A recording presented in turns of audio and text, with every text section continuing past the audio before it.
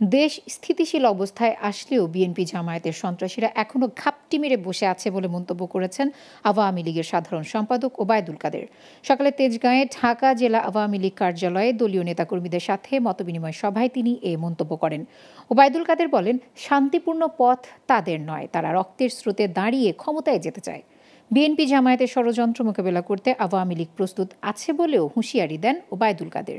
বিস্তারিত জানাচ্ছেন আলাউদ্দিন আল আজাদ।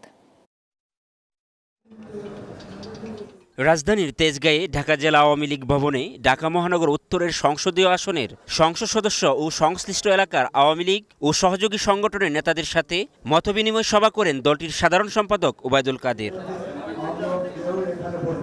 এ সময় তিনি বলেন, সাম্প্রতিক সময় সহিংসতা এই আন্দোলনের নীল নকশা আগে থেকেই করে রেখেছিল বিএনপি, তাই সারা দেশ থেকে তাদের সশস্ত্র ক্যাডারদের ঢাকায় জড়ো করে। এই হামলা পরিচালনার জন্য তাদেরকে পরিকল্পিতভাবে নিয়োগ করা হয়েছে।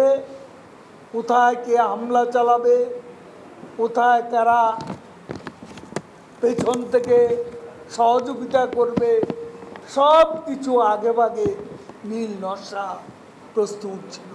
শান্তিপূর্ণ পথ তাদের নয়, তারা রক্তের স্রোতে দাঁড়িয়ে ক্ষমতায় যেতে চায় জানিয়ে আওয়ামী লীগ সাধারণ সম্পাদক বলেন, দেশ স্থিতিশীল অবস্থায় আসলেও বিএনপি জামাতের সন্ত্রাসীরা এখনো গাপটি মেরে বসে আছে। আজকে যে শান্তিপূর্ণ অবস্থা ফিরে এসেছে, এটাই কিন্তু শেষ কথা। তারা এখনো ঘাপটি মেরে বসে আছে। বিএনপি মহাসচিবকে মিথ্যাচারের জন্য নোবেল দেয়া উচিত আখ্যা দিয়ে ওবায়দুল কাদের দেশবাসীকে গুজবে কান না দেওয়ারও আহ্বান জানান। এই মিথ্যাচারের জন্য নোবেল পুরস্কার থাকলে সেটা মির্জা ফখরুলকে দেওয়া। আলাউদ্দিন আল আজাদ, গ্লোবাল টেলিভিশন, ঢাকা।